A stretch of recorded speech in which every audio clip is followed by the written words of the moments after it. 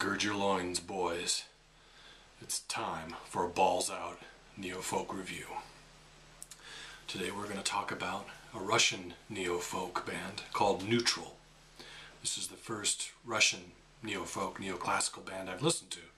So I was very curious about how it would sound. The name of the album is called Serpents in the Dawn, and it was released in 2009. Now, right off the bat, you hear the gorgeous acoustic guitar. It's not the strummy strum that you hear in a lot of neo-folk bands. It was more picking, and I think there was probably multiple guitars going on there. There's a lot of nice textures. You can hear a lot of the sliding up and down the neck of the guitar. Production, high quality.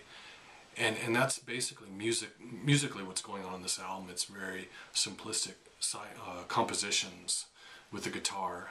It's really warm sounding, and you can kind of just sit back and listen to these guitar structures play off one another.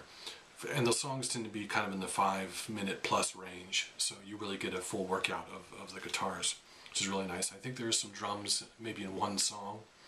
There are some strings, and I think one song has a flute part in it that's really nice. It's very neoclassical. Every song kind of has that element to it. You think you might hear a different song within a song, you know, like the very first track. It almost reminds me of that intro to Shiny Happy People by R.E.M. You know, just the intro. Nothing else beyond that. Or Pachelbel's Canon, you know, which is kind of neat.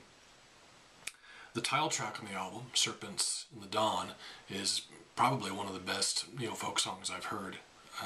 I would easily put that in a collection if I was trying to get someone interested in the genre. I would have that as like probably in the early part of the compilation, because it's very good. It's very well written. The lyrics are really good, and it's just the rhyme scheme's really nice. Just a well done song. Vocals, I really like the vocals a lot. They're not the deadpan style that you may be used to, and they're sung in English despite the band being Russian, and so I applaud them on that, because it'd be very easy to speak in their mother tongue. I understand that, but they sing in English, easily understood. There's some accent, but it's not.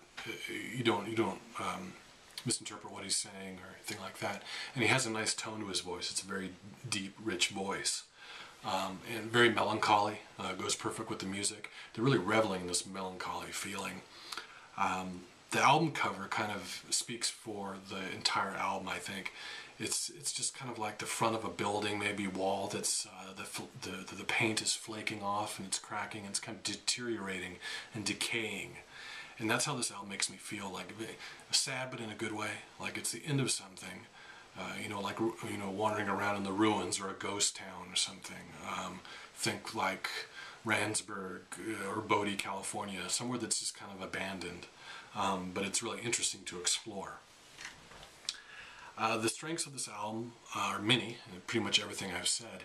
The only thing that I would say, I wouldn't even call it a weakness, but the quality dips a little bit towards the end of the album, and sometimes I feel that the song lengths can wear out their welcome a little bit, but those are minor gripes.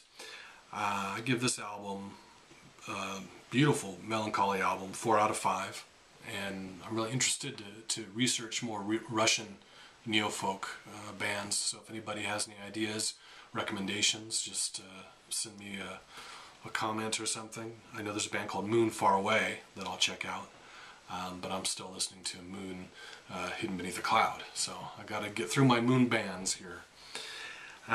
So anyhow, 4 out of 5. Aren't you glad you girded your loins at the beginning of this video? If girding continues for 4 hours, for God's sake, just call a doctor. Thank you.